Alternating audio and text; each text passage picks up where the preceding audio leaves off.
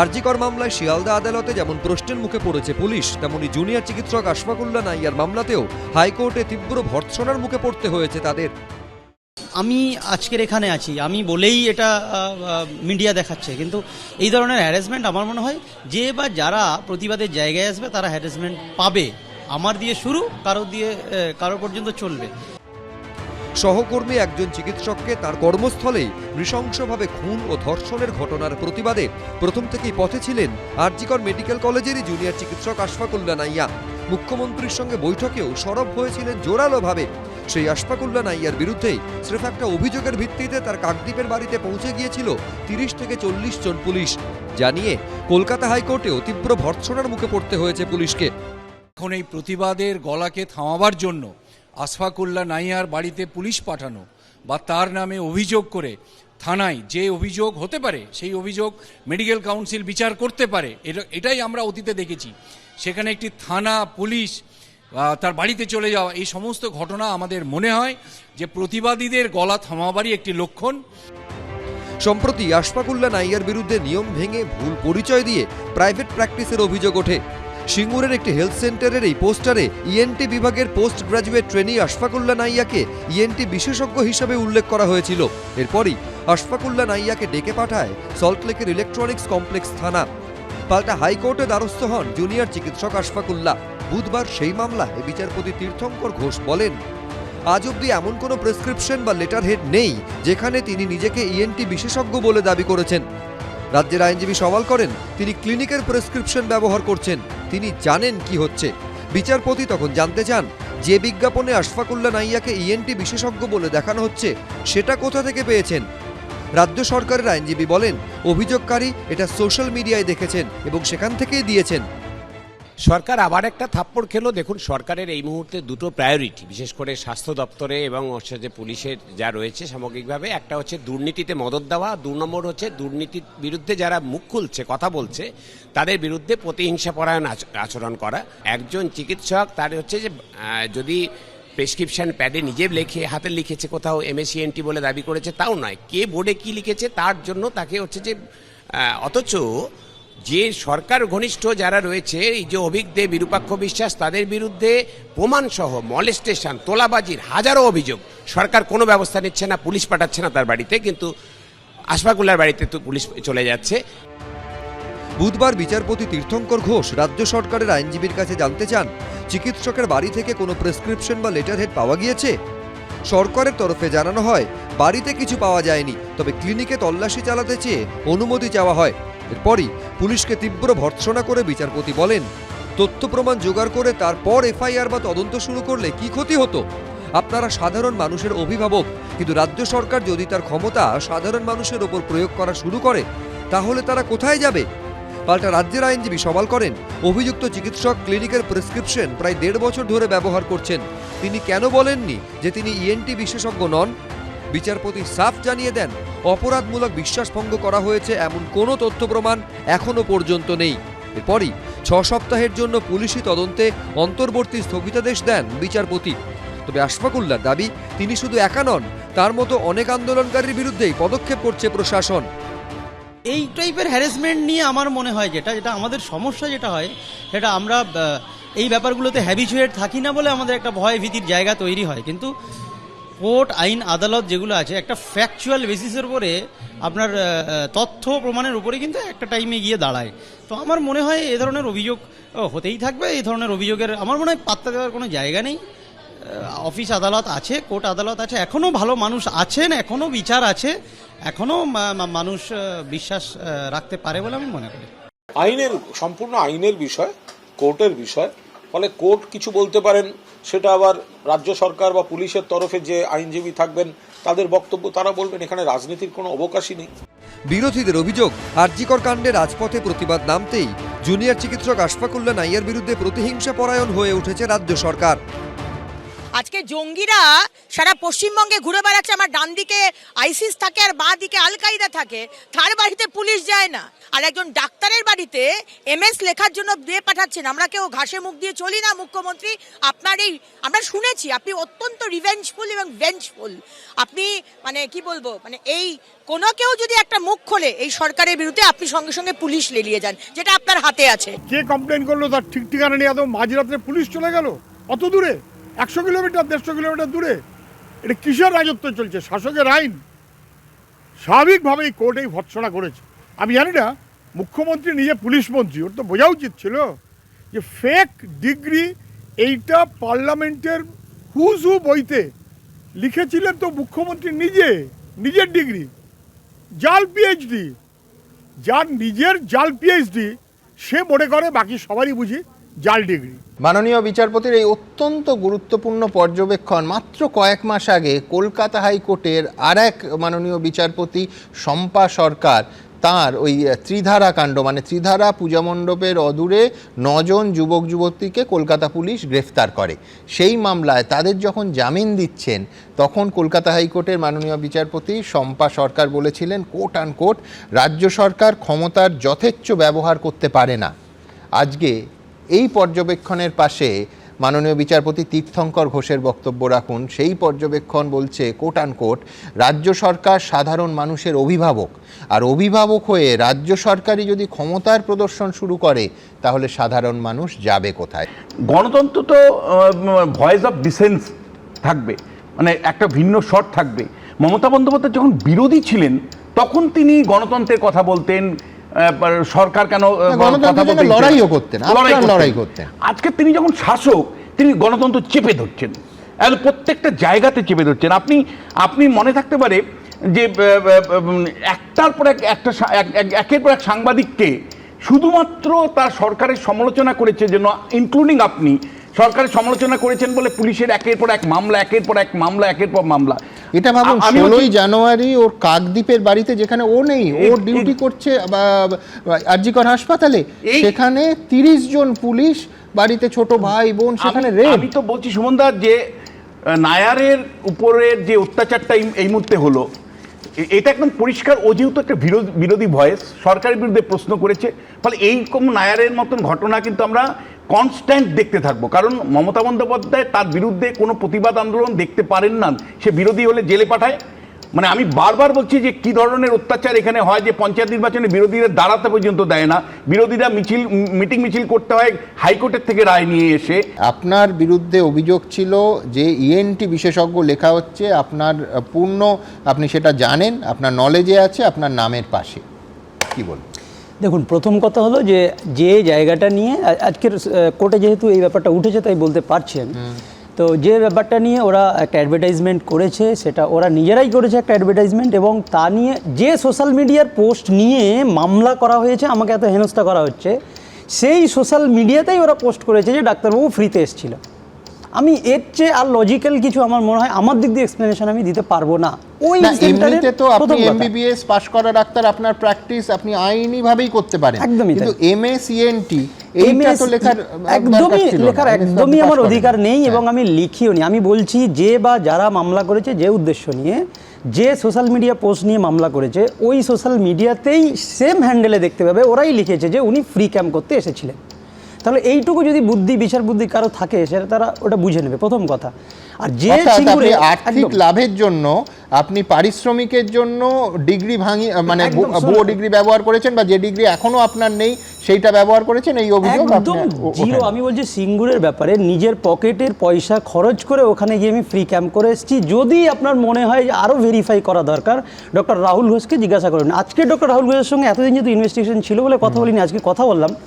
আরেকটা জিনিস, আরেকটা পার্ট আমি দেখছি সুমনদা, ডক্টর রাহুল ঘোষ যিনি এই ওয়েস্ট বেঙ্গল সরকারের কাছ থেকে হোমিও রত্ন পেয়েছেন, ধন্বন্তরী অ্যাওয়ার্ড পেয়েছেন, এরকম একটা রিওয়ার্ডেড ডক্টর, যাকেও হ্যারাস করা হচ্ছে। এটা নিয়ে 3 বার পুলিশ তার বাড়িতেও গিয়েছে এবং নানান রকমের করেছে, নাকি আপনি একটা ফ্রি ক্যাম্প করেছেন যেখানে ডক্টর আশফাকুল্লাহ ফ্রি ট্রিটমেন্ট দিয়েছে, এবং সেখানে অ্যাডভার্টাইজমেন্টে এমএসসিএনটি লেখা আছে। আমার মনে হয় যাদের শুভ বুদ্ধি সম্পন্ন মানুষ, এটার বুঝতে তাদের অসুবিধা নেই। অদ্ভুত লাগছিল যে বিশ্বনাথদার কথা শুনে মনে হচ্ছে যে পশ্চিমবঙ্গের ইতিহাস বোধহয় শুরু হচ্ছে 2011 সাল থেকে, তারা একদম ইতিহাসই ছিল না। তার আগে দমনকে অনেক ইতিহাস ছিল না, তার আগে কোনো রকম হ্যারাসমেন্ট এখন যেটা চলছে বলুন না রে। আপনি ভুলে যাচ্ছেন এই যে ডাক্তারি আন্দোলন নিয়ে কথা আপনাদের হচ্ছে, যে কেউ কিছু বলেনি, আমাকে ভুলে যাচ্ছেন, আপনার নামটাই ভুলে যাচ্ছেন, কোথায় মুক্তি পেলে? কোথায় নাম মুক্তি ভুলে পেলে? যাচ্ছেন। কোথায় আপনি মুক্তি পেলে? মনে করতে পারেন তোমরা না এই যে এই 3 মাস ব্যাপী আন্দোলন, আরো কঠিন এই যে বাম শাসন দিচ্ছ, 3 মাস আরো 3.5 কঠিন ব্যাপী শাসন আন্দোলন, ব্যবস্থা তোমরা দিয়েছো, এই আন্দোলনে আরো পুলিশ মানুষের crackdown হরণ করেছো। কোথায় নেমেছে? কোথায় পরিবর্তন? মুখ্যমন্ত্রী কোথায় নিজে পরিবর্তন এসেছেন তোমাদের? সামনে, আপনি তোমরা তো দেখেছেন তো? পরিবর্তনের ডাক গত দিয়েছিলে, 50 কোথায় বছরে আপনি পরিবর্তন? দেখেছেন বিষয়টা? পরিবর্তন কোথায়? গোটা ভারতবর্ষে কোথায়? দেখেছেন আজকে তোমাদের যে পরিবর্তন মুখ্যমন্ত্রী কোথায়? নিজে তোমরা অ্যাড্রেস করতে চলে আসছেন, চূড়ান্ত এসে সীমায় বলছেন চলে আমি গেছো। তোমাদের দিদি হিসেবে আসছি অত্যাচারের চূড়ান্ত এবং আমি সীমায় তোমাদের চলে তোমরা গেছো। কষ্ট পাচ্ছ, আমি কষ্ট অত্যাচার আর পাচ্ছি কত না। করবে? আর কত এই অত্যাচার চেষ্টা তোমরা আপনি করবে? দেখেছেন, এটা যদি না হতো ফের অ্যাকশনে গিয়ে আক্রান্ত পুলিশ, ফের পুলিশকে লক্ষ্য করে গুলি চালানো দুষ্কৃতীরা, ফের রক্ষকই আক্রমণের শিকার। এবার ঘটনাস্থল মালদার কালিয়াচক।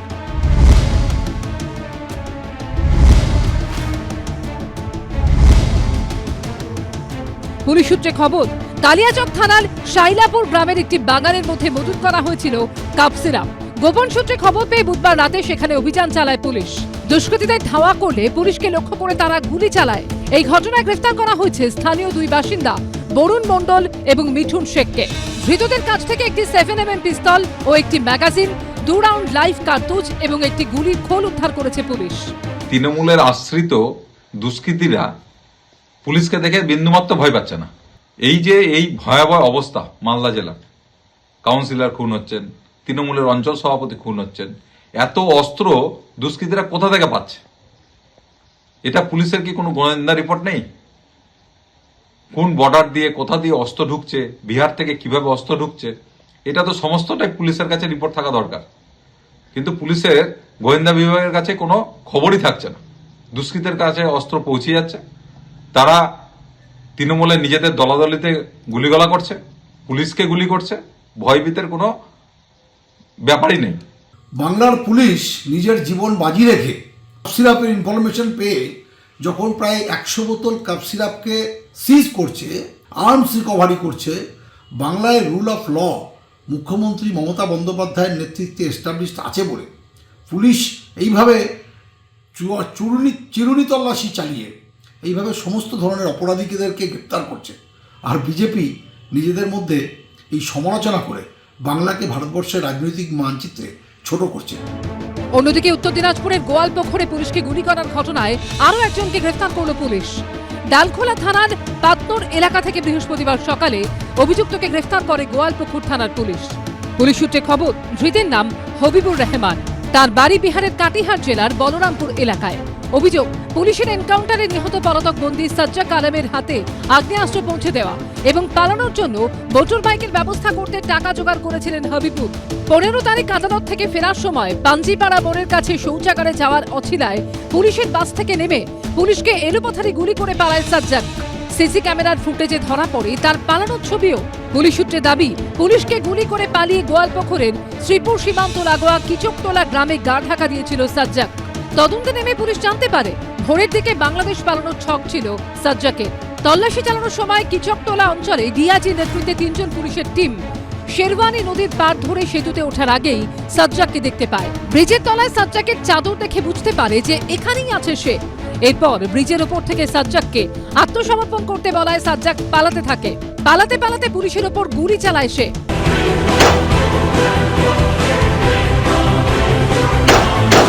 পাল্টা গুলি চালায় পুলিশ। সাজ্জাক, তোকে ধরে ফেলেছি, এক্ষুনি সারেন্ডার কর। ঘটনায় বুকে, কাঁধে ও পায়ে 3টি গুলি লাগে সাজ্জাকের। এরপর তাকে হাসপাতালে নিয়ে গেলে মৃত বলে ঘোষণা করেন চিকিৎসকরা। গোয়ালপুকুরে পুলিশের উপর হামলা চালানোর ঘটনায় এর আগে শেখ হযরত আব্দুল হোসেনকে গ্রেফতার করেছে পুলিশ। এটা তো গর্ব হওয়া উচিত। পশ্চিমবাংলা এখন টেক্সাস বা ক্যালিফোর্নিয়া বা লস অ্যাঞ্জেলসের মতন হয়ে গেছে, এই জন্য গর্ব হওয়া উচিত। ইংরেজিতে কথা আছে না, as you sow so shall you রিপ।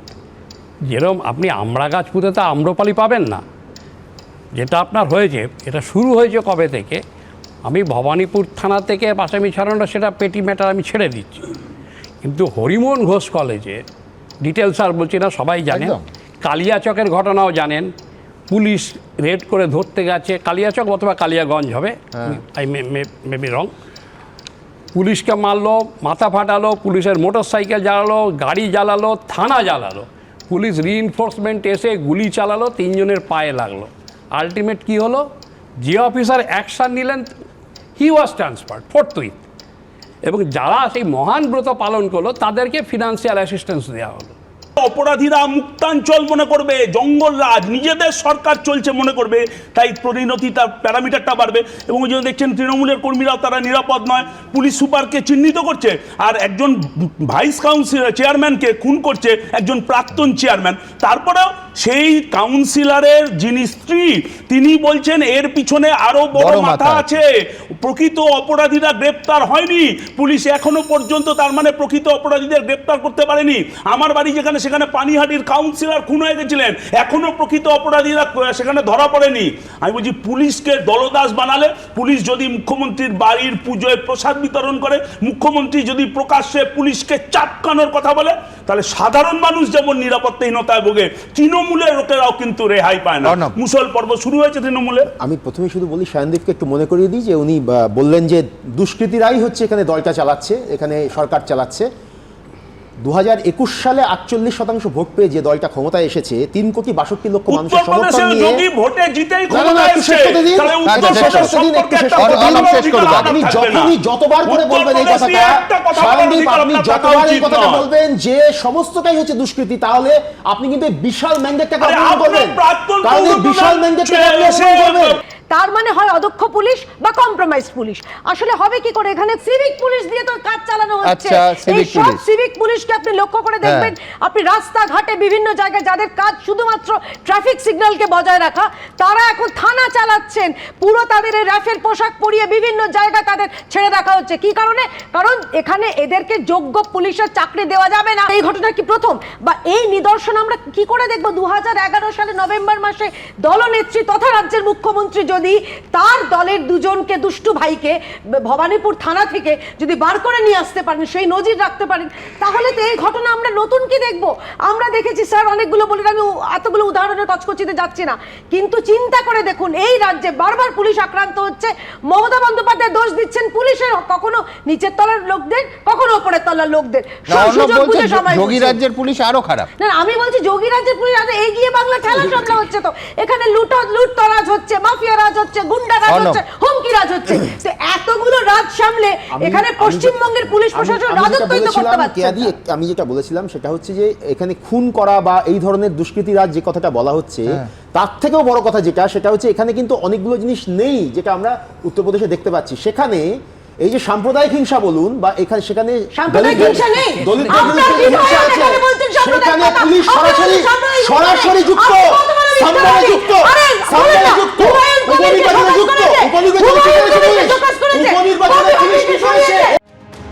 কুলতলি থেকে কালিয়াচকে পুলিশের ওপর হামলার অভিযোগে যখন সরগরম রাজ্য রাজনীতি, তখন অন্যদিকে শহর জুড়ে বহুতল নিয়ে বাড়ছে উদ্বেগ। আমি তো বাড়ি ছাড়বো না, ভাঙলে আমার বুকের উপর দিয়ে আমার ছেলে মেয়েকে নিয়ে মরবো। আমি আমার যাওয়ার রাস্তা নেই, আমি কোথায় যাবো?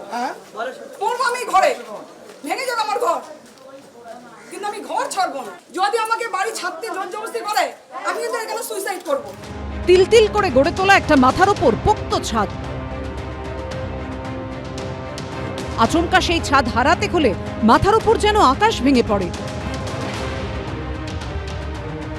দুঃস্বপ্ন নয়, এমনটাই হচ্ছে বাঘাযতীন থেকে বেলঘরিয়া, ট্যাংরা থেকে বিধাননগরের বহু বাসিন্দার সঙ্গে। কাউকে বাড়ি ছাড়তে হয়েছে। এবার বিধাননগর পুরসভার বাগুইয়াটির জগৎপুর থেকে নারায়ণপুরে হেলে পড়া বাড়ির সন্ধান মিলল। কতদিন ধরে এই সমস্যা চলছে? এটা তো আমি দেখেছি 6 মাস হয়েছে, বাড়িটা এমনি সামনে ঝুঁকে এসছে না, তো আমাদের কিছু নাই। কিন্তু হঠাৎ করে কালকে ওর বন্ধু বান্ধবরা বললো তোর বাড়ি ভাঙতে হবে। মুখের কথা, বাড়ি ভাঙতে হবে বললেই কি ভেঙে দেবো আমি বাড়ি? নিচ থেকে দেখলে দুটি বাড়ির মধ্যে দূরত্ব 2 ফুট, কিন্তু যত ওপরে উঠছে ততই কমেছে দূরত্ব। দেখে মনে হচ্ছে দুই বাড়ির ছাদ একেবারে মিশে গেছে। বিধাননগর পুর নিগমে 23 নম্বর ওয়ার্ড নেতাজি পল্লীর গোপাল ভবন এলাকা। সেই গোপাল ভবন এলাকাতেই পাশাপাশি বাড়ি শম্পা ঘোষের এবং মিঠুন করের। পরিস্থিতি দেখা যাচ্ছে বাড়ি দুটির নিচে 2 ফুটের কাছাকাছি পার্থক্য থাকলেও তাদের দূরত্ব কিন্তু যত উপরে গিয়েছে, বাড়ি দুটি যেন একে অন্যের সঙ্গে প্রায় মিশে গিয়েছে। বিধাননগর পুর নিগমে ইতিমধ্যেই কাউন্সিলর ঝুঙ্কু মণ্ডল তিনি অভিযোগ জানিয়েছেন তিনি জানিয়েছেন তার এই বাড়ি দুটির বিষয়ে কিছু জানা নেই। কাউন্সিলর দেখবে না যে বাড়ি হচ্ছে, এইসব হচ্ছে, সব নেইনি আমরা।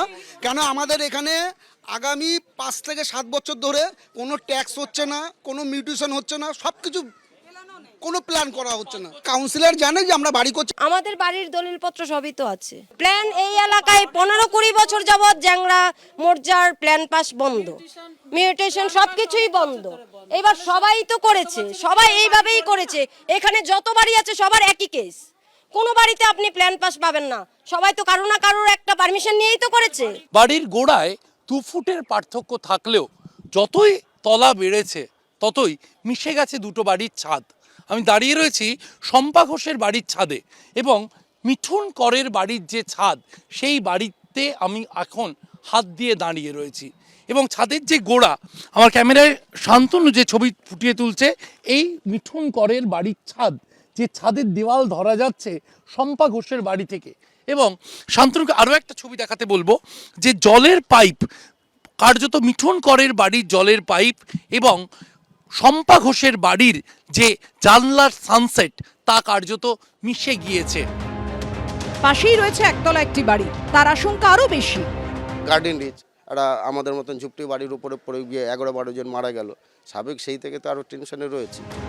23 নম্বর ওয়ার্ডের তৃণমূল কাউন্সিলরের দাবি, তিনি বিধাননগর পুর নিগমে ইতিমধ্যেই অভিযোগ জানিয়েছেন। একটি বাড়ি আগের কাউন্সিলরের সময় হয়েছিল। আমি জানতাম না, তো যখন খবর পেয়েছি আমি আমার জায়গা থেকে আমি সেই পুরোপুরি কর্পোরেশনে চিঠি করা, আমার লোক পাঠানো হয়েছে ওখানে ওরা সব ঠিকানা নিয়ে কর্পোরেশনে চিঠি করছি। ইমিডিয়েট কাজ আমি বলবো কর্পোরেশনকে, মেয়রের কাছে বা আমাদের কমিশনারকে ইমিডিয়েট একটা পদক্ষেপ নিয়ে যাতে কাজটা ঠিক করা যায়। আর দুটি বাড়িতেই রয়েছে পুরসভার জলের মিটার।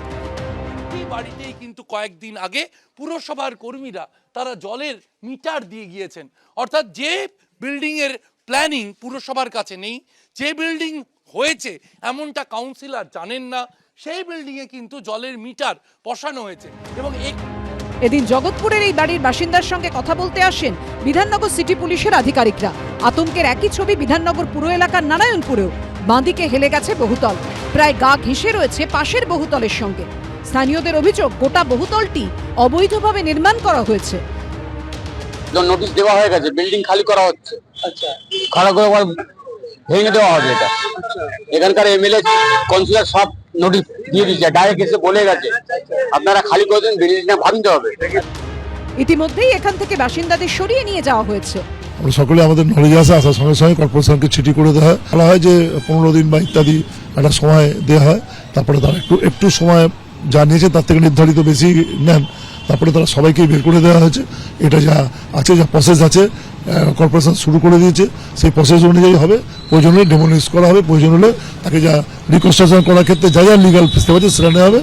যে বাড়ি করছে বা যে কন্ট্রাক্ট নিয়ে বাড়ি করছে, সে কিভাবে করছে, কি মেটেরিয়াল দিচ্ছে কি দিচ্ছে না, সেটা কিন্তু ন্যাচারালি আমরা তো স্ট্রাকচারাল এইসব দেখি। আমরা বাড়িটাতে কি কি দিচ্ছে কি করছে এগুলো তো আমাদের পক্ষে দেখা সম্ভব না। স্বাভাবিক কারণে যে বাড়ি করছে সে জানে, এবং যে বানাচ্ছে কন্ট্রাক্টর সেই বলতে পারবে যে কি অবস্থায় কি দিয়ে বাড়ি করেছে। যে আমরা কর্পোরেশন আইনেতে আমাদের যা যা ব্যবস্থা আছে আমরা সবটাই সেটা দেখছি এবং নেব। বাঘাযতীন ট্যাংরার পরে বাগুইয়াটি, কলকাতা পুর এলাকার পর এবার বিধাননগর পুর এলাকা। হেলে পড়া বাড়ির সংখ্যা বেড়েই চলেছে, বিপদে পড়ছে সাধারণ মানুষ।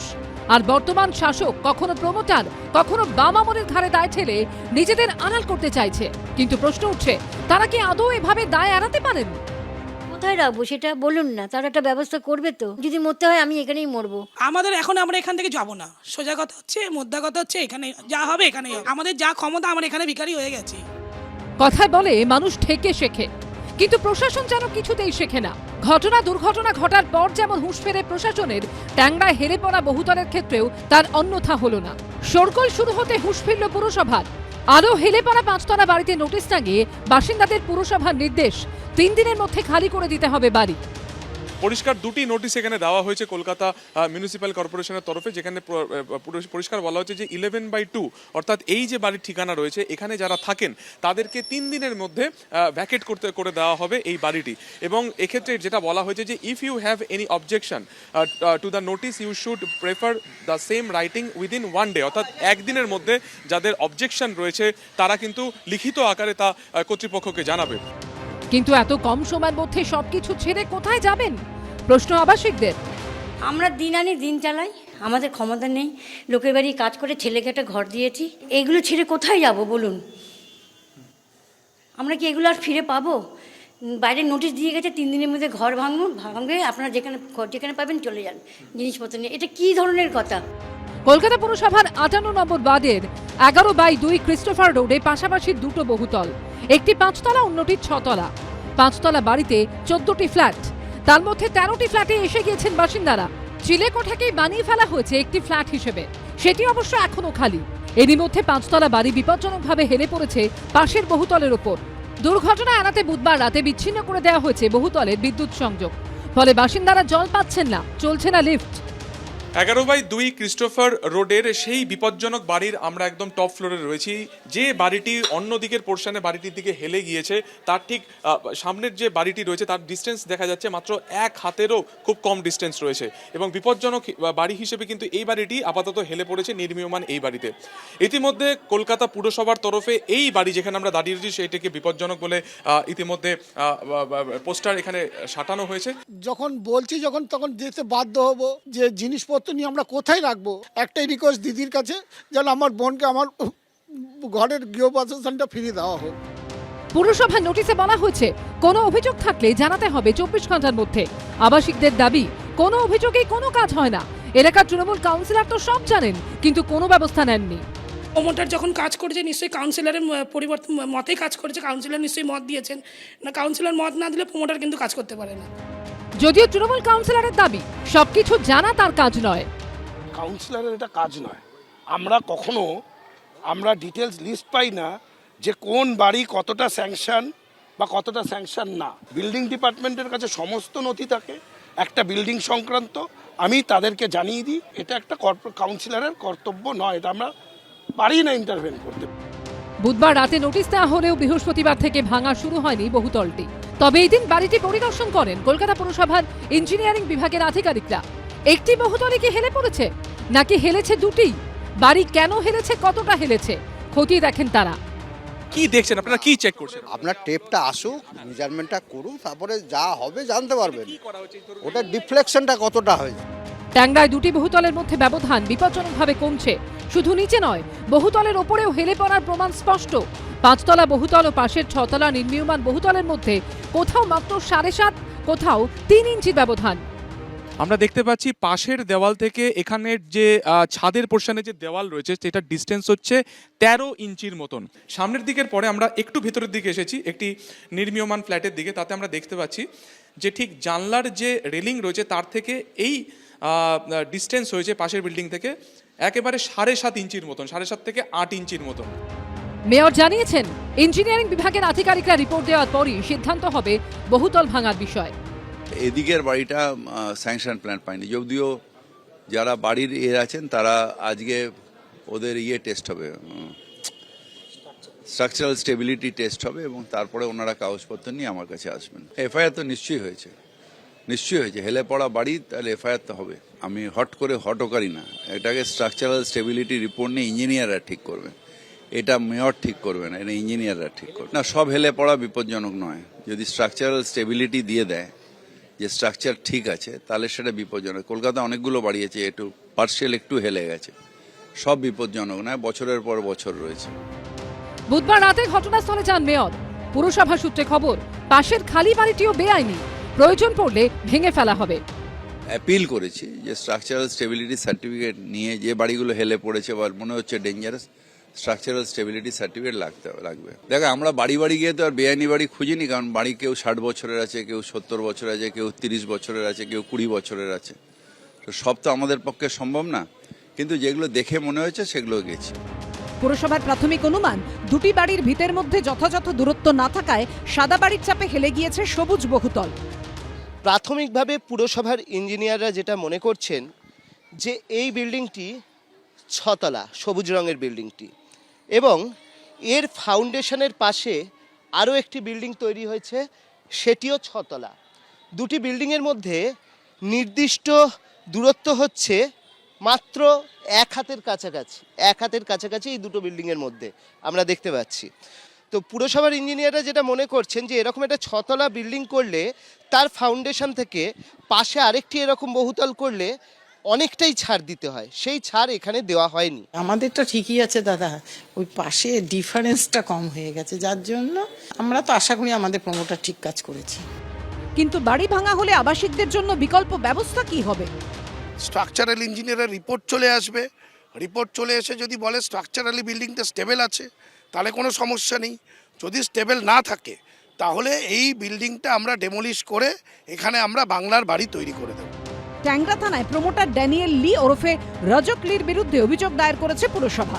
পুলিশ সূত্রে খবর, ড্যানিয়েল ও নির্মীয়মান বহুতলের প্রমোটার সুরজিৎ মান্নার খোঁজ মেলেনি। যেভাবে তৃণমূল কংগ্রেসের মুখ্যমন্ত্রীর দিদির কাউন্সিলররা পয়সা খেয়ে অবৈধভাবে বাড়ি নির্মাণের পারমিশন দিয়েছে, তাতে একের পর এক বাড়ি ভেঙে পড়বে, এটাই তো স্বাভাবিক। পিসার হেলানো মিনার দেখতে যেত, এখন পিসির হেলানো বাড়ি দেখতে আসবে সবাই পশ্চিমবঙ্গে। তাদের দায়িত্ব সরকারকে নিতে হবে, সেই কাউন্সিলরদের নেওয়া উচিত যারা পয়সা খেয়ে পারমিশন দিয়েছেন। পৌরসভার যিনি কাউন্সিলর আছেন, চেয়ারম্যান আছেন, মেয়র আছেন, তারা দায়িত্ব নেন। নিশ্চয়ই প্রশাসন গোটা বিষয়টা যথেষ্ট গুরুত্ব দিয়ে দেখবে। আবার যারা কিনছেন তারাও দয়া করে পুরোতস্তু যাচাই করে সবটা দেখা বা কেনাটা বুদ্ধিমানের কাজ, যে একটা যাচাই করে নেওয়া। মধ্যবিত্ত বাঙালির হৃদয়ে সযত্নে লালিত স্বপ্নগুলোর একটা মাথার উপর ছাদ, 4 দেয়ালের উপর সেই ছাদের জন্য জীবনের সব সঞ্চয় উপর করে দিতে তারা পিছপা হন না। কিন্তু তারপর এরকম স্বপ্নভঙ্গের যন্ত্রণায় ছটফট করতে করতে সেই ছাদ ছেড়ে যাওয়াই কি ভবিতব্য? কবে এই যন্ত্রণা থেকে মুক্তি মিলবে? কিন্তু এই যন্ত্রণা থেকে মুক্তি পেতে হলে প্রয়োজন পুরসভার কড়া নজরদারির, আইন অমান্য করে যারা বহুতল তৈরি করছে তাদের কড়া শাস্তির। কিন্তু তা কি আদৌ সম্ভব? এই অবৈধ নির্মাণের নেপথ্যে যে কোটি কোটি টাকার খেলা রয়েছে, যে রাজনৈতিক হেভিওয়েটরা এর সঙ্গে জড়িত রয়েছেন, তারা কি কোনোদিন এগুলো বন্ধ হতে দেবেন? নাকি কোনো ঘটনা ঘটলে কিছুদিন হইচই, তারপর যে কে সেই? 17 মার্চ 2024 রবিবার রাত 12টা কলকাতা পুরসভার 134 নম্বর ওয়ার্ডের পাহাড়পুরে ভেঙে পড়ে একটি নির্মীয়মান বহুতল।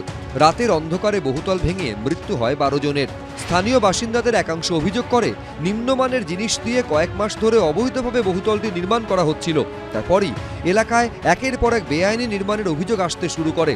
দেখা যায় কোথাও দুটি বহুতলের মাঝে একটি মাছিও গলতে পারবে না, কোথাও হেলে পড়া বহুতল গুঁতো মারছে পাশের এক বহুতলকে, কোথাও আবার 2 বহুতলের মাঝে মাথা তুলেছে স্লিম ফিট হাই রাইজ। প্রায় 1 বছর হতে চলল সেই সব ঘটনা দুর্ঘটনার। বাঘাযতীন, বেলেঘাটা, বিধাননগর, ট্যাংরার ঘটনার পর ফের নজরে শহরের বেআইনি নির্মাণ। এই প্রেক্ষিতে এদিন এবিপি আনন্দ ঢু মারল গার্ডেন রিচের পাহাড়পুর রোডের J474B এবং J474C বহুতল দুটিতে। দেখা গেল সময় গিয়েছে ঠিকই, কিন্তু ছবিটা রয়ে গিয়েছে একই রকম। এখনও যে বিষয়টা জানাচ্ছেন স্থানীয়রা, তারা আতঙ্কের মধ্যে রয়েছে। যেমন পাশে এই যে বহুতল, সেই বহুতলের আগেও দেখা গেছিল, এখনও সেই একই অবস্থা রয়েছে। একটি বহুতল হেলে একেবারে পাশের বহুতলের গায়ে পড়ে রয়েছে, যার মধ্যে গ্যাপ হচ্ছে এরকম একটা আঙুলের থেকেও কম। डर लगता है ये सब जगह, लेकिन क्या करें, हम लोग क्या कर सकते हैं? वो लोग सुनता ना, वो लोग उधर बारी वाला वो लोग ठीक करा लेता तो फिर ये ज़रूरत नहीं था। 7-8 साल से रहते हैं, एकदम सीधा था। ये अभी बाद में उधर से झुका ना, तो इधर का पाइप वगैरह सब टूट गया। डर तो है ही है कि उधर से आके हम लोग के ऊपर गिर जाएगा। একটি বাড়ি হেলান দিয়েছে পাশের বাড়ির গায়ে, এক বাড়ির এসি ঠেকে গিয়েছে পাশের বাড়ির দেওয়ালে। डर तो सभी को लगता है, ऐसा बात नहीं है, जानकर सब तो फिक्र है, लेकिन करे तो क्या करे, वो तो पेट के लिए तो खटना पड़ता है। সব সময় তো আতঙ্কের মধ্যে আছি, কেন ভয় লাগছে কখন কি হবে না হবে। আর আমার তো নিজের দোকান, কোথায় ভাঙতে এসেছিল কোথায় ভেঙে দিল, তারপরে তো কিছুই দেখলাম না। দেখছি কি সব চুপচাপ যেমনি আগে রইলো অমনি হয়ে গেল। 4 দিন এদিকে ওইদিকে লাফালাফি হলো, তারপর সব শেষ। শুধু স্থানীয় বাসিন্দারাই নন, 15 নম্বর বড়র চেয়ারম্যানও বলছেন তিনিও ভয়ে আছেন। বিল্ডিং ভাঙতে গেলেই কিছু লোক এসে ঝামেলা করছে, হয়তো পাবলিক আছে আর কিছু লোক আছে তার সঙ্গে ওই যারা প্রমোটার করছে তাদের গুন্ডা ফুন্ডারা নিয়ে এসে ঝামেলা করছে।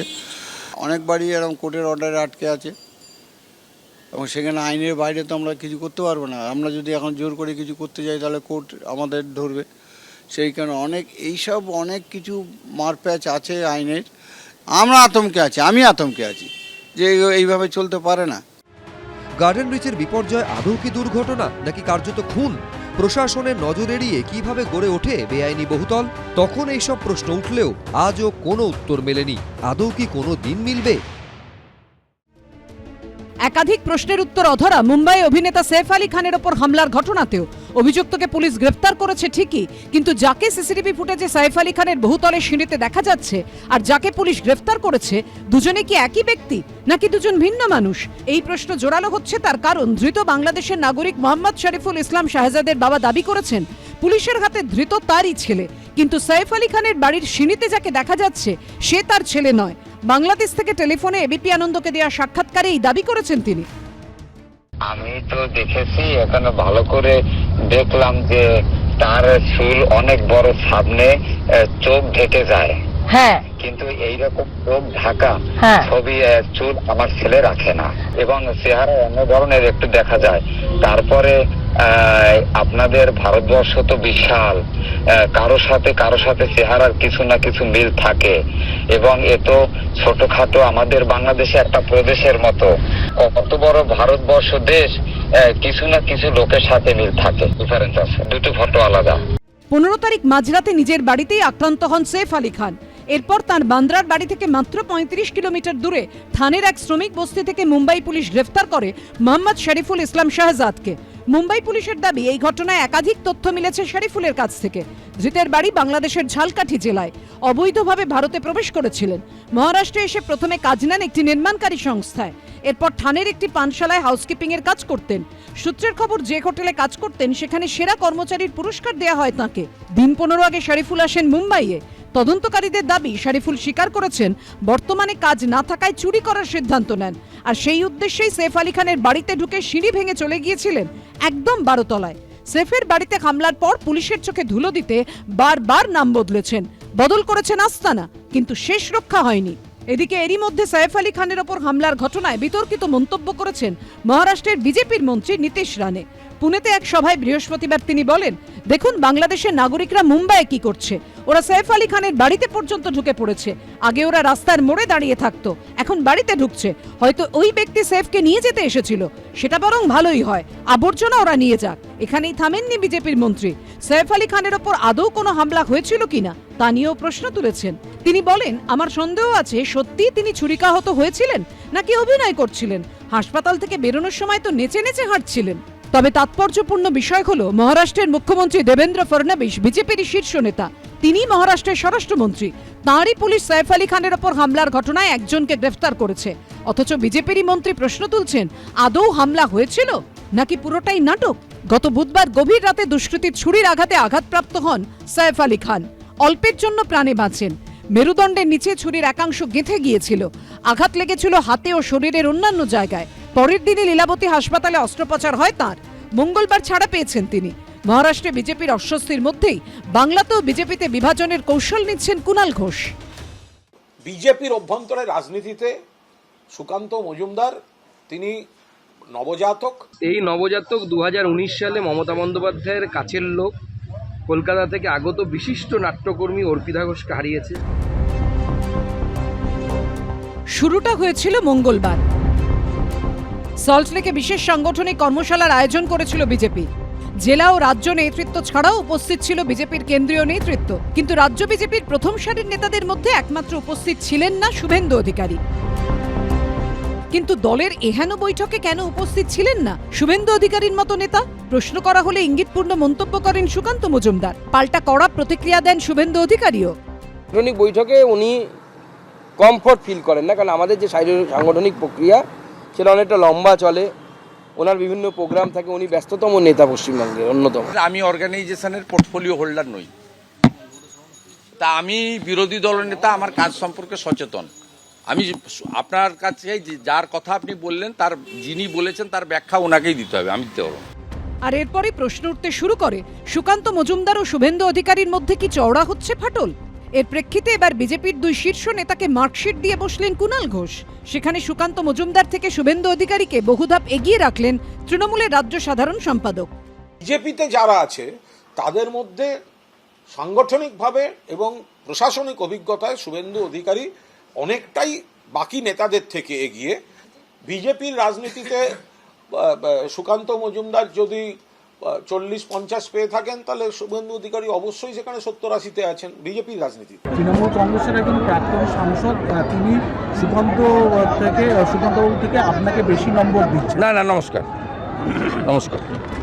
সুকান্ত মজুমদার ও শুভেন্দু অধিকারীকে মার্কশিট দিয়ে থেমে থাকেননি কুণাল ঘোষ। কেন নম্বরের এই আকাশ পাতাল ফারাক, তার ব্যাখ্যাও দিয়েছেন তিনি। শুভেন্দু অধিকারী সাংগঠনিকভাবে বা সরকারি কাজের অভিজ্ঞতায় অনেক বেশি অভিজ্ঞ, অনেক বেশি যোগ্য। যেহেতু মমতা বন্দ্যোপাধ্যায় স্কুলের ছাত্র, আপনি ভালো স্কুলের একটা আছে না, সে যদি স্কুল থেকে অন্য জায়গাতেও যায়, সেই কলেজ থেকে যদি অন্য জায়গাতেও যায়, তো দেখতে হবে তো কোন স্কুল কোন কলেজে তার অভিজ্ঞতাটা হয়েছে। আমার বয়স তত বছর রাজনীতিতে কাজ করে, রাজনৈতিক অভিজ্ঞতা সম্বন্ধ মমতা বন্দ্যোপাধ্যায়ের কাছ থেকে শুভেন্দুবাবুর মতোই ট্রেনিং নেয়া। বিপ্লব মিত্রকে 4 বার মমতা বন্দ্যোপাধ্যায় 4টি বিধানসভায় সভা করা, অভিষেক বন্দ্যোপাধ্যায় এসে 2টি বিধানসভায় সভা করার পরেও জেতাতে পারেনি। বিজেপির নবজাতকের যদি এত বড় পাওয়ার হয়, মমতা বন্দ্যোপাধ্যায় সে স্কুল নিয়েই প্রশ্ন উঠে যায়। রাজ্য বিজেপি থেকে বিভাজনের কৌশল নিয়েছেন কুণাল ঘোষ। তাতে কি কাজ হবে? সত্যি কি শুভেন্দু অধিকারী সুকান্ত মজুমদারের মধ্যে মতপার্থক্য রয়েছে? এবিপি আনন্দ।